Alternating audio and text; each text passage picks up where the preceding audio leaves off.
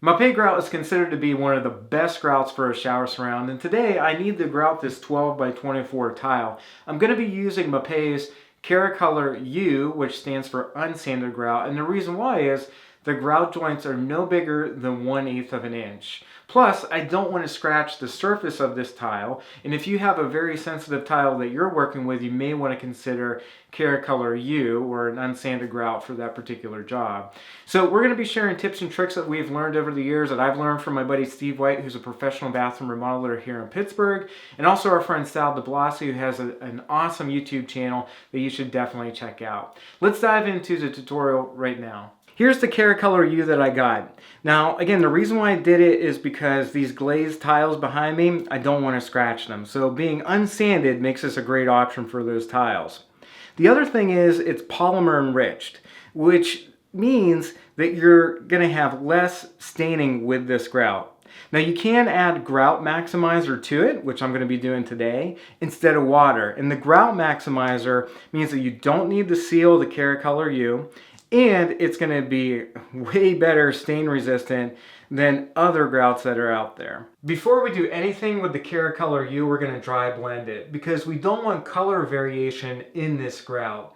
So by dry blending it, you're mixing all of the pigments together in the bag if they've settled to the bottom, and you're going to get better color consistency.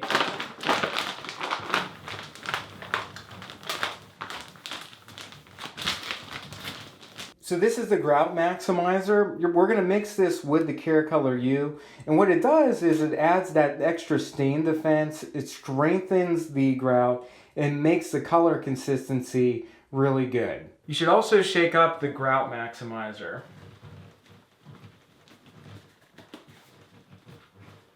We're going to pour in most of this, but we're going to reserve about 15% of it at the bottom here.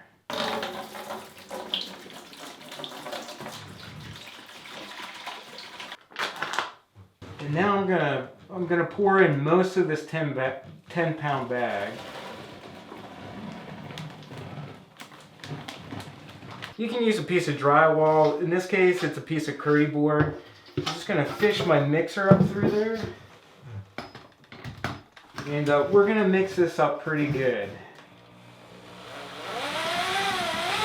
So one thing I do want to tell you though, you don't want to whip this up too much because you will get air into the mixture, and that will cause pinholes to form in your grout. So don't go hog wild on this.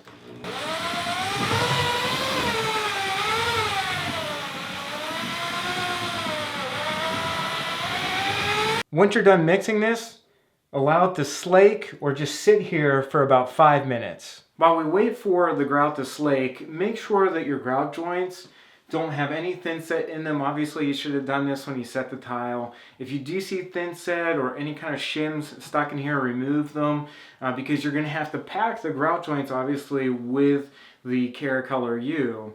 So just inspect everything, make sure that your tiles are nice and clean as much as possible, and then that way you'll be ready to pack the grout into the grout joint. Now that we waited 5 minutes, what you can do is take a margin trowel like this one. It's not exactly clean, but this thin set is set on there. It's not going anywhere. And I would just scrape off the excess Keracolor U that's on the side of the bucket and get it into the center of the bucket where you can mix it. You have to mix up the Keracolor U for another 1 or 2 minutes. But again, don't go crazy with the mixing, just enough to kind of whip it all together.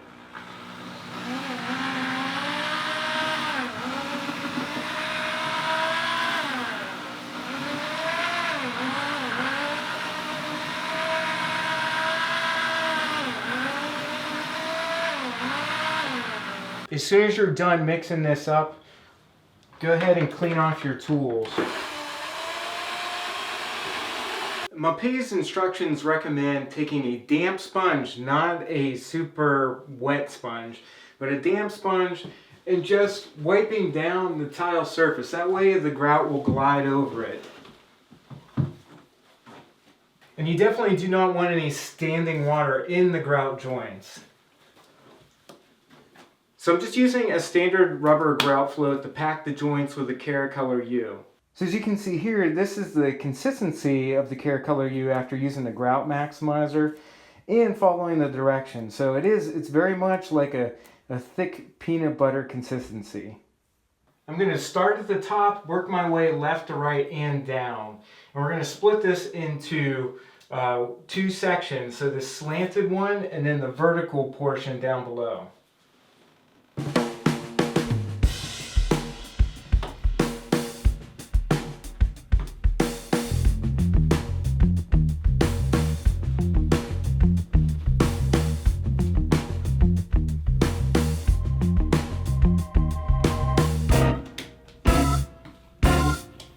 Now I do have a gap between the tile and the ceiling. I'm not going to fill that with the grout. I'm going to be using the Mapei sealant for that.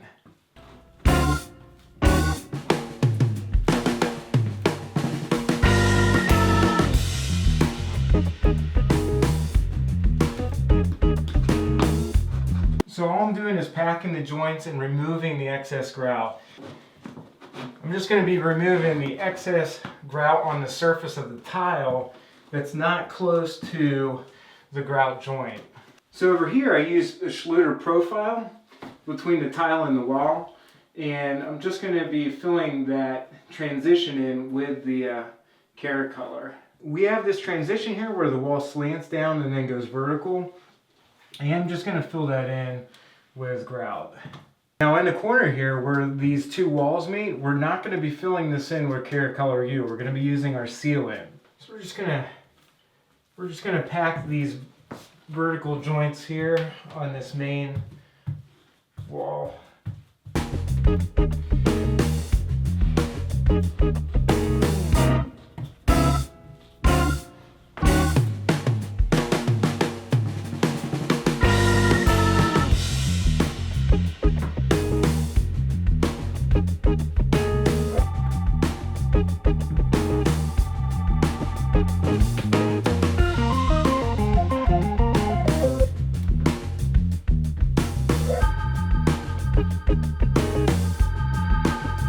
When we get down to the tub to tile transition right here, again, we're not going to be filling this joint here with Keracolor U. We're going to be filling it with sealant.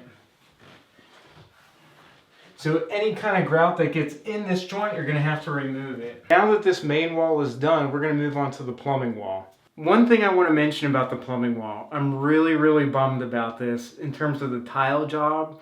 That was done because I had a perfect plan for it and I meant to execute it, and I got caught up in making a video and I totally messed up. So down in the comments, let me know if you can see where I messed up on this wall. Totally bums me out.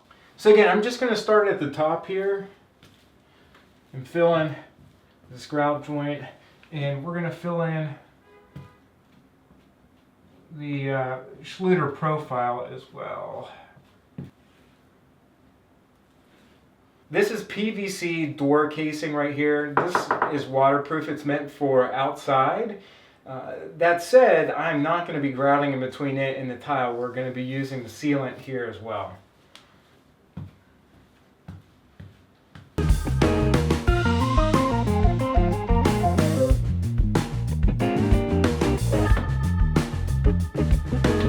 I did forget to sponge down this tile with a damp sponge, but because it's so glossy, you know, it really isn't an issue. But if you have tile that doesn't have this finish, you definitely don't want to forget to apply a damp sponge to it, because it will allow your grout fluid to glide over the tile. As you're grouting, just make sure that there aren't any pinholes in this, there aren't any voids. You know, really take a close look at the grout and make sure that it's performing the way that you need it to perform, which is basically just packed into the joint, no voids in it whatsoever. Before I move on to the next wall, I'm just going to clean off the bathtub. By the way, this is also a good time to get any grout off the ceiling that you got on the ceiling. You don't want to let it sit on there. So here's the final wall in the tub area. We're not going to be filling in this corner joint or the joint between the tile and the tub with the grout. We're going to leave that empty.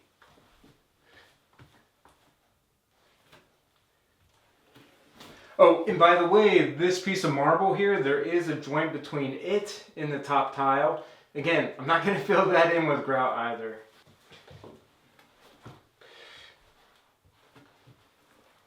But this joint right here between the tile and the Schluter profile, I am going to fill in with grout. There's a tiny 1/16 inch grout joint between this Schluter profile and the tile. One thing I did want to mention was you can use your finger to tool that joint between the Schluter profile and the tile. And then finally we're going to grout this small little face right here. But really most of the grout joint is just the Schluter profile. We only have one grout joint right here for the tile.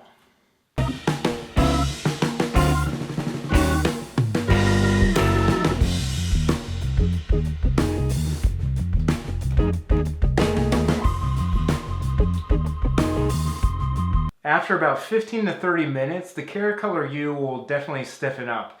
And you should have 2 buckets of water. So I've obviously been using this one to clean the tub. We should probably swap it out for clean water. So one for wringing the sponge out in.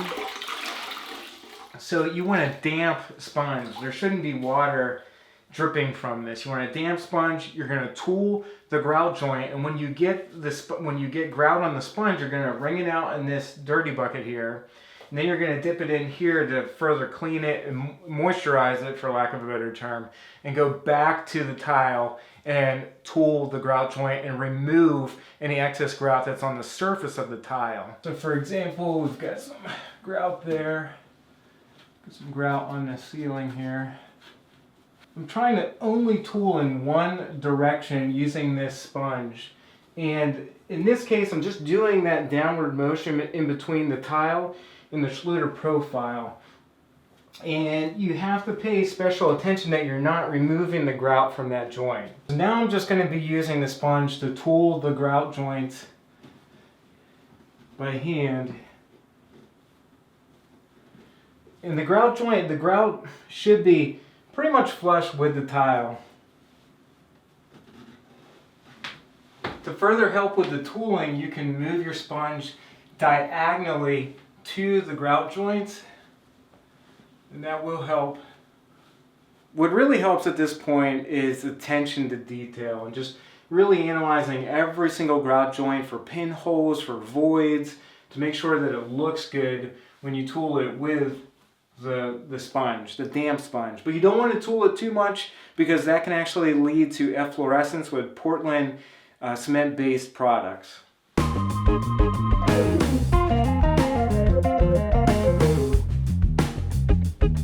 What should not be happening is the sponge be super wet and you're putting water in between the grout joint and the grout. You don't want that to happen, so make sure this is just damp. The next step is to fill in all of the joints between the tub and the tile and in the corners and at the ceiling. I'm going to be using Mapei T for that. I'm going to start in the corner here and work from right to left. It's just easier for me to do that.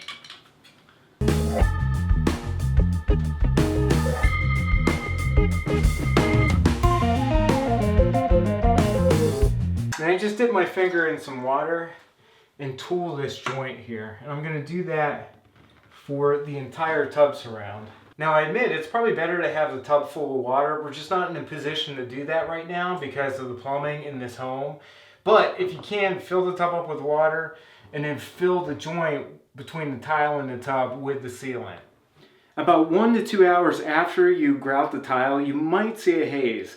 If you do, you can use a microfiber cloth to remove that. You just move the microfiber cloth across the tile in a circular motion. Basically, you're buffing the tile, and shining it, making it look really good. All the tips in this video should help you grout your shower surround. Now, if you want more detailed step-by-step video tutorials like this one and you're redoing a bathroom, click right here. It'll take you back on over to Home Repair Tutor, where you can take a look at our online courses. They're pretty phenomenal. I think you'd like them if you are going to be doing a bathroom remodeling project. That's it for today. Thanks so much for watching the video. If you've got any questions, let me know. I'd be more than happy to help you out. Take care.